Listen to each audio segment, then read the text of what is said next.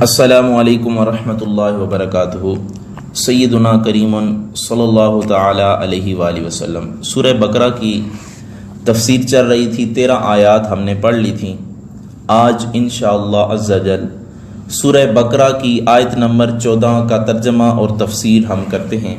تو آئیں سب سے پہلے تلاوت سماعت فرماتے ہیں۔ اعوذ باللہ من الشیطان الرجیم، بسم اللہ الرحمن الرحیم۔ وَإِذَا لَقُوا الَّذِينَ آمَنُوا قَالُوا آمَنَّا وَإِذَا خَلَوْا إِلَى شَيَاطِينِهِمْ قَالُوا إِنَّا مَعَكُمْ إِنَّمَا نَحْنُ مُسْتَهْزِئُونَ۔ اور جب ملتے ہیں ایمان والوں سے تو کہتے ہیں قالوا آمنا، کہ ہم بھی ایمان لے آئے ہیں۔ وَإِذَا خَلَوْا إِلَى شَيَاطِينِهِمْ، اور جب اکیلے ہوتے ہیں اپنے شیطانوں اپنے سرداروں کے پاس، قالوا إِنَّا مَعَكُمْ، تو کہتے ہیں کہ ہم تو تمہارے ساتھ ہیں۔ إِنَّمَا نَحْنُ مُسْتَهْزِئُونَ، ہم تو صرف ان مسلمانوں کا مذاق اڑا رہے تھے۔ تو علماء فرماتے ہیں کہ انسانوں کے جو 3 گروہ تھے ہدایت کو قبول کرنے اور نہ کرنے کے اعتبار سے، ایک خالص مومن، ایک خالص کافر، اور تیسرا گروہ جس نے دل سے کفر کیا، دل سے اسلام کو قبول نہیں کیا، ہدایت الہی کو قبول نہیں کیا، صرف زبان سے کیا، تو یہ وہ لوگ ہیں کہ جن کو منافقین کہا جاتا ہے۔ اب ان کے بارے میں اللہ تعالیٰ نے 13 آیات نازل فرما کر مسلمانوں کی ان کی علامات و نشانیاں واضح کر دی ہیں کہ ان کی یہ نشانیاں ہیں۔ اے مسلمانوں، غور سے ان نشانیوں کو ملاحظہ فرما لیں، اور یہ وہ ٹولہ ہے کہ جو جہنم کے سب سے نچلے درجے میں ہوگا۔ اب یہاں پہ ان کی ایک اور چال بیان کی جا رہی ہے کہ وَإِذَا لَقُوا الَّذِينَ آمَنُوا قَالُوا آمَنَّا، ان کا طریقہ یہ ہے کہ جب اہل ایمان سے ملتے ہیں تو کہہ دیتے ہیں کہ ہم تمہارے ساتھ ہیں، ہم بھی تمہاری طرح ایمان لائے ہیں، ہم بھی روزے رکھتے ہیں، نماز پڑھتے ہیں، حج کرتے ہیں، زکوٰۃ دیتے ہیں، صدقات و خیرات کرتے ہیں، حضور علیہ الصلوۃ والسلام کے ساتھ اٹھتے بیٹھتے چلتے جہاد میں شریک ہوتے ہیں۔ لیکن جب تنہائی اختیار کرتے ہیں اپنے دوستوں کے پاس، اپنے شیطانوں کے پاس، اپنے بڑے بڑے کافر سرداروں کے پاس، تو ان سے کہتے ہیں وَإِذَا خَلَوْا إِلَى شَيَاطِينِهِمْ قَالُوا إِنَّا مَعَكُمْ، تو ان سے کہتے ہیں پریشان نہ ہو جاؤ، گھبراؤ نہیں، مسلمانوں کے ساتھ اٹھنا بیٹھنا، ان کے ساتھ چلنا پھرنا، حضور علیہ الصلوۃ والسلام کے ساتھ جہاد میں شریک ہونا، ان کے ساتھ نمازیں پڑھنا، روزے رکھنا، زکوٰۃ ادا کرنا، حج میں جانا، یہ سارا کچھ جو ہے یہ بس دکھاوے کے لیے ہے، ہم حقیقی ایمان نہیں لائے ہیں، ہم تمہارے ساتھ ہی ہیں۔ انما نحن مستہزئون، مسلمانوں کے ساتھ ہم جو کر رہے ہیں وہ صرف ہم ایک مذاق کر رہے ہیں، مذاق کے علاوہ کچھ بھی نہیں ہے۔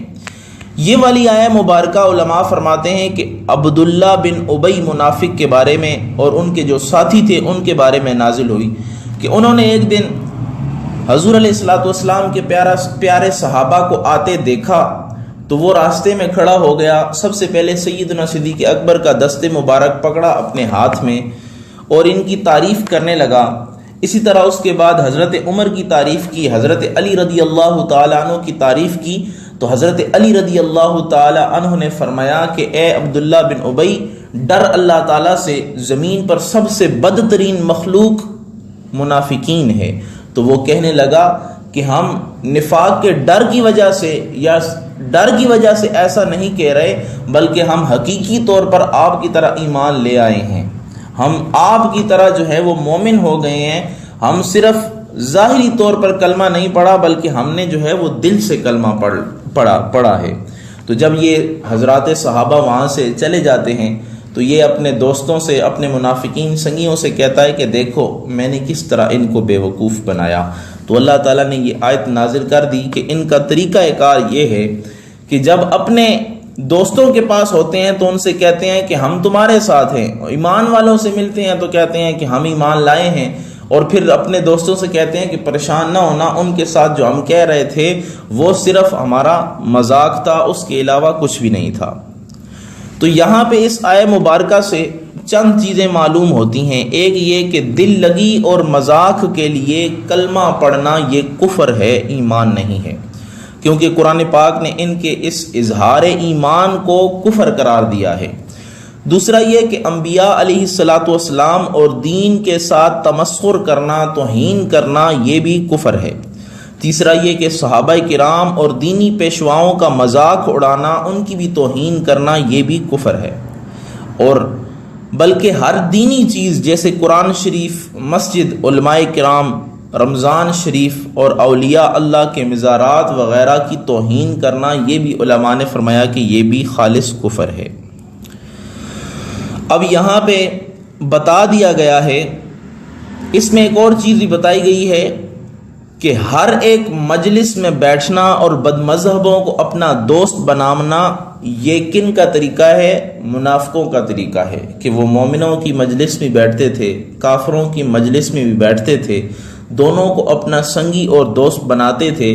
تو یہاں پہ اشارتاً یہ بھی معلوم ہو رہا ہے کہ جن کے دل میں نفاق ہوتا ہے ان کا طریقہ کار یہ ہوتا ہے کہ وہ ایمان والوں سے بھی دوستی کرتے ہیں، اور جو غیر ایمان والے ہیں، جو کافر ہیں، ان کے ساتھ بھی سنگت اور یارانہ لگا کے رکھتے ہیں، تاکہ دونوں طرف سے انہیں نفع ہوتا رہے، کسی طرف سے بھی انہیں نقصان نہ ہو۔ تو یہاں پہ اگلی آیت میں اللہ تعالیٰ کیا ارشاد فرماتا ہے کہ یہ منافقین میرے صحابہ کے ساتھ، میرے نبی کے صحابہ کے ساتھ مذاق کرتے ہیں، میرے ایمان والے بندوں کے ساتھ یہ مذاق کرتے ہیں۔ تو اللہ فرماتا ہے اللہ یستہزئ بہم ویمدہم فی طغیانہم یعمہون، اللہ سزا دے رہا ہے انہیں اس مذاق کی اور ڈیل دیتا ہے انہیں تاکہ اپنی سرکشی میں یہ بھٹکتے رہیں۔ اب اللہ تعالیٰ انہیں مزید ڈیل دے رہا ہے۔ اب اس آیت سے بھی پتہ چل رہا ہے کہ اللہ تعالیٰ انہیں ڈیل کیوں دے رہا ہے۔ وجہ یہ ہے کہ تاکہ ایک رسی کو جب زیادہ لمبا کیا جائے، زیادہ چھوڑا جائے، تو اس کا مطلب یہ ہوتا ہے کہ جانور کو زیادہ مضبوطی کے ساتھ باندھنے کے لیے لمبی رسی کی ضرورت ہوتی ہے۔ تو یہاں پہ منافقین کے جو اعمال کفر یا برے اعمال زیادہ ہو رہے ہیں، اس کی وجہ یہ ہے کہ کل قیامت کے دن ان کے زیادہ برے اعمال کی وجہ سے ان کو سختی سے پکڑا جائے گا، اور ان کو جو ہے وہ سخت عذاب میں، دردناک عذاب میں جو ہے وہ مبتلا کیا جائے گا۔ اب اس آیہ مبارکہ میں بھی چند چیزیں ہمیں معلوم ہوتی ہیں، وہ یہ کہ ایمان سے دل کا اطمینان حاصل ہو جاتا ہے، اور کفر اور نفاق میں بے اطمینانی ہے، بے سکونی ہے۔ اسی طرح یہ بھی بتایا جا رہا ہے کہ یہاں پہ یہ جو اللہ یستہزئ بہم، کہ اللہ تعالیٰ بھی انہیں سزا دے رہا ہے، تو بعض چیزیں ایسی ہیں، بعض الفاظ ایسے ہیں کہ ان کو قرآن کریم میں اسی طرح ذکر کیا جاتا ہے، لیکن ان کا معنی اس طرح کرنا درست نہیں ہے کہ جو ظاہر طور پر ہمیں سمجھ آ رہا ہے۔ جس طرح پیچھے تھا انما نحن مستہزئون، کہ ہم مسلمانوں کے ساتھ مذاق اڑا رہے تھے، تو اسی طرح یہاں پہ یہ معنی کرنا کہ اللہ یستہزئ بہم، کہ اللہ تعالیٰ نے ان کے ساتھ مذاق کیا، تو یہ معنی، مذاق کا معنی جو ہے وہ اللہ تعالیٰ کے لیے درست نہیں ہے۔ تو اس وجہ سے یہاں پہ یہ جو معنی کیا جائے گا، یہ یاد رکھیں کہ اللہ تعالیٰ کے لیے اس طرح کا معنی نہیں کرنا چاہیے کہ جو اللہ تعالیٰ کی شان کے لائق نہیں ہے۔ تو یہاں پہ جو معنی کیا جائے گا وہ یہی ہوگا کہ اللہ تعالیٰ انہیں سزا دے رہا ہے، یا انہیں سزا دے گا ان کے نفاق کی وجہ سے، اور ڈیل دیتا ہے انہیں کہ اپنی سرکشی میں وہ بھٹکتے رہیں۔ اب آگے دیکھیں اللہ تعالیٰ قیامت کے دن ان کو کیسے سزا دے گا۔ ایک روایت میں آتا ہے کہ جب تمام مومنین جنت میں چلے جائیں گے، تمام کافر دوزخ میں چلے جائیں گے، ان منافقین کو بھی دوزخ میں ڈالا جائے گا، ان کو سزا دی جا رہی ہوگی۔ اچانک وہ جہنم سے نکلیں گے، دروازہ کھلے گا، اور دوسری طرف جنت کا دروازہ بھی کھل جائے گا۔ یہ منافقین جہنم سے نکل کر جنت کا جو دروازہ کھلے گا اس کی طرف بھاگ کر، لپک کر دوڑ کے جا رہے ہوں گے کہ ہم بھی جنت میں داخل ہو جائیں گے۔ اہل ایمان پریشان ہو جائیں گے کہ یہ جنہوں نے ظاہری طور پہ کلمہ پڑھا تھا، دل سے کلمہ نہیں پڑھا تھا، اب یہ دوڑتے ہوئے بھاگتے ہوئے جنت میں داخل ہو رہے ہیں، تو کہیں ایسا نہ ہو کہ جنت میں داخل ہو جائیں۔ تو جیسے ہی وہ جنت کے قریب پہنچیں گے، فرشتے جنت کا دروازہ بند کر دیں گے اور وہ بے یار و مددگار وہاں پہ کھڑے ہو جائیں گے، اپنی تذلیل محسوس کریں گے، شرمندگی محسوس کریں گے، تو اللہ تعالیٰ انہیں اس طرح سزا دے گا۔ اسی وجہ سے اللہ نے فرمایا اللہ یستہزئ بہم ویمدہم فی طغیانہم یعمہون، اللہ سزا دے رہا ہے انہیں اس مذاق کی اور ڈیل دیتا ہے انہیں تاکہ اپنی سرکشی میں بھٹکتے رہیں۔ یہ تو دنیا میں بھی انہیں سزا مل رہی ہے، دنیا میں سزا یہ مل رہی ہے کہ انہوں نے کلمہ تو پڑھ لیا ہے بظاہر طور پر، وہ یہ سمجھتے ہیں کہ ہم نے کلمہ پڑھ کے مسلمانوں کے ساتھ رہ کے ہم نفع حاصل کر رہے ہیں، ہم نے اپنی جانوں کو مسلمانوں سے محفوظ کر لیا ہے، ان کا مال و دولت جب ہم کسی جنگ میں جاتے ہیں تو مال غنیمت کے طور پر ہمیں مل جاتا ہے، لیکن انہیں یہ پتہ نہیں ہے کہ یہ عارضی نفع یہ لے رہے ہیں، حقیقی نفع جو قیامت کے دن ہوگا اس سے یہ محروم ہوں گے۔ اس دن انہیں سخت عذاب میں مبتلا کیا جائے گا، دردناک عذاب میں مبتلا کیا جائے گا۔ اب آگے اللہ تعالیٰ نے کیا ارشاد فرمایا؟ آگے اللہ تعالیٰ ارشاد فرماتا ہے اولئک الذین اشتروا الضلالة بالهدى فما ربحت تجارتهم وما كانوا مهتدین۔ اولئک الذین اشتروا الضلالة بالهدى، یہ وہ لوگ ہیں جنہوں نے خرید لی ہے گمراہی ہدایت کے بدلے میں۔ فما ربحت تجارتهم، مگر نفع بخش نہ ہوئی ان کی یہ تجارت۔ وما كانوا مہتدین، اور وہ صحیح راہ نہیں جانتے تھے۔ اچھا، پیچھے جو لفظ تھا اللہ یستہزئ بہم، اللہ سزا دے رہا ہے، اللہ سزا دے رہا ہے انہیں، تو یہاں پہ یاد رکھیں کہ بہت دفعہ جرم اور اس کی سزا کو ایک ہی لفظ سے قرآن کریم میں جو ہے وہ بیان کر دیا جاتا ہے۔ جیسے کہ کہتے ہیں کہ جتنا تم کوئی ظلم کرے، تم پر کوئی جتنا ظلم کرے گا اتنا ہی تم بھی اس پر ظلم کرو۔ تو عربی زبان میں بھی اس طرح بولتے ہیں کہ جزاء سیئۃ سیئۃ، یعنی برائی کا بدلہ برائی ہے۔ تو دیکھو یہاں پہ ظلم کی سزا دینا ظلم نہیں ہے بلکہ عین انصاف ہے، لیکن اس کو بھی ظلم کہہ دیا گیا ہے۔ اسی طرح اس آیت میں مذاق کی سزا کو بھی استہزاء یعنی مذاق کہہ دیا گیا ہے، لیکن یہ حقیقت میں مذاق نہیں ہے بلکہ حقیقت میں یہ ان کو اس کا مذاق کا بدلہ دینا ہے، اس کی سزا کی جزا دینی ہے۔ یہ جو استہزاء کر رہے ہیں اس کی جزا یہ انہیں دی جائے گی کہ اللہ تعالیٰ انہیں جو ہے وہ عذاب میں مبتلا کر دے گا۔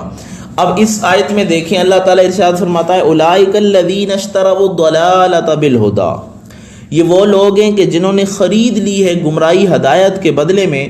فما ربحت تجارتہم وما كانوا مہتدین، مگر نفع بخش نہ ہوئی ان کی یہ تجارت اور وہ صحیح راہ نہیں جانتے تھے۔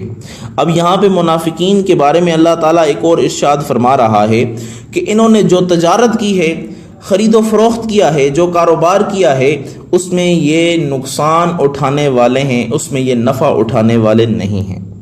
اس کی وجہ یہ ہے، مثال کے طور پر ایک حکایت بیان کی جاتی ہے کہ ایک شکاری شکار کے لیے نکلا، اس نے اپنے ترکش میں تیر بھر لیے، جب باہر آیا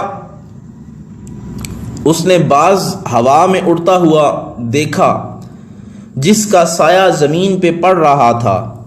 اس نے تاک تاک کر اس سائے پر سارے تیر جو ہے وہ چلائے، اپنا ترکش تیروں سے خالی کر دیا، یہاں تک کہ سارا ترکش اس کا خالی ہو گیا، مگر ہاتھ میں اس کے ایک باز بھی نہ آیا۔ معروم واپس پلٹا، اپنے کسی دوست سے کہنے لگا کہ میں نے نشانے پر سارے تیر لگائے مگر باز نہ مرا، باز مجھے نہ ملا۔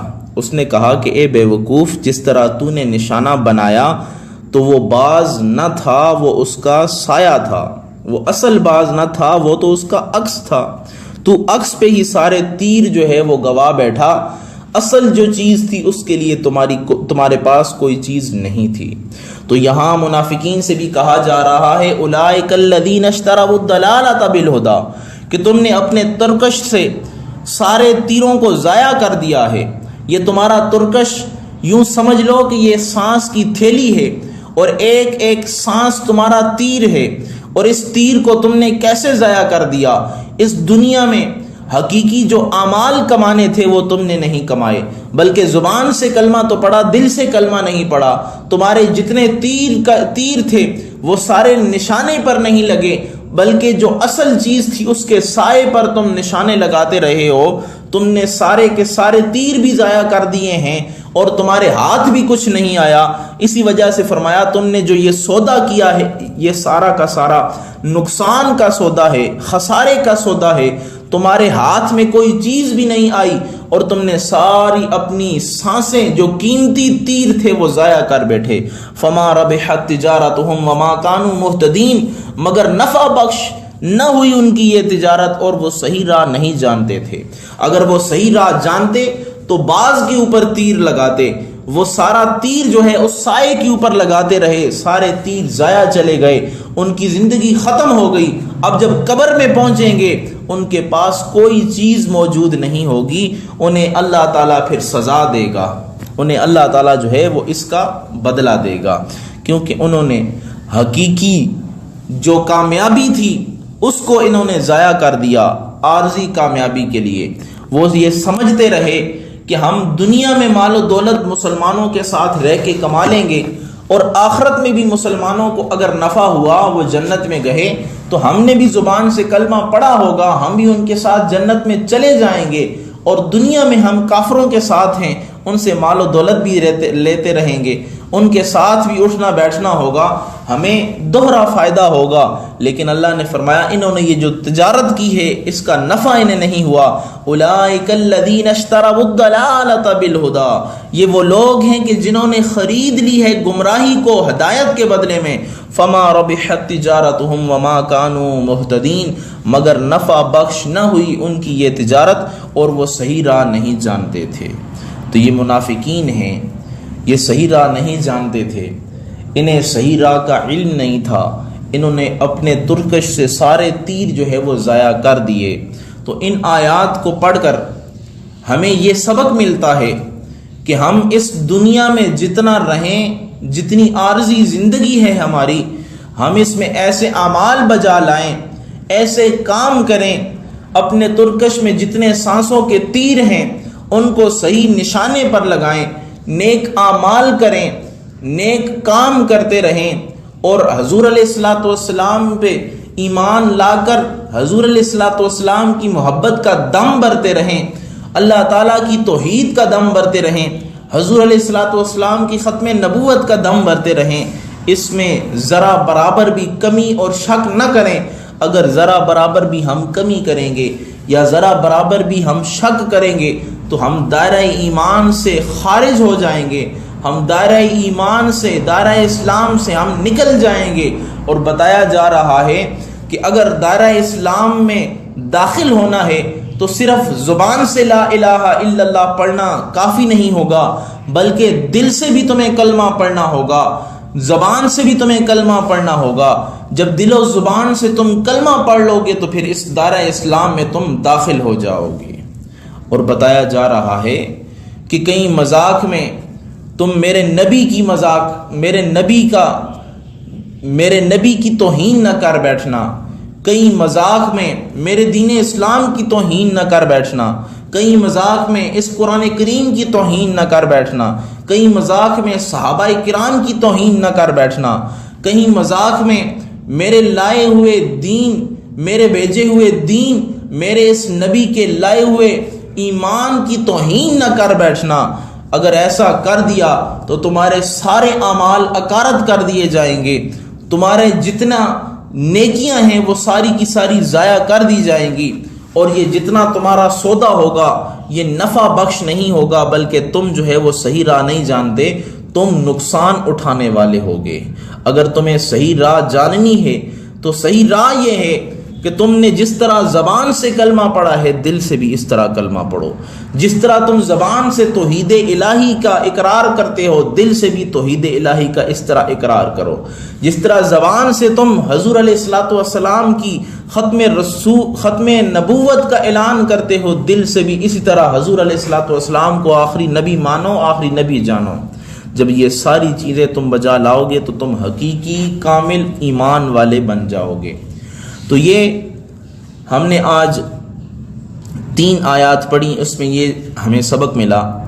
آگے انشاءاللہ اللہ تعالیٰ ان منافقین کی جو مثال بیان فرما رہا ہے وہ بھی ہم پڑھیں گے کہ منافقین کی مثال جو اللہ تعالیٰ نے بیان فرمائی ہے کہ وہ کس طرح دھوکے میں ہیں، ان کی مثال اللہ تعالیٰ نے بیان فرمائی ہے قرآن کریم میں.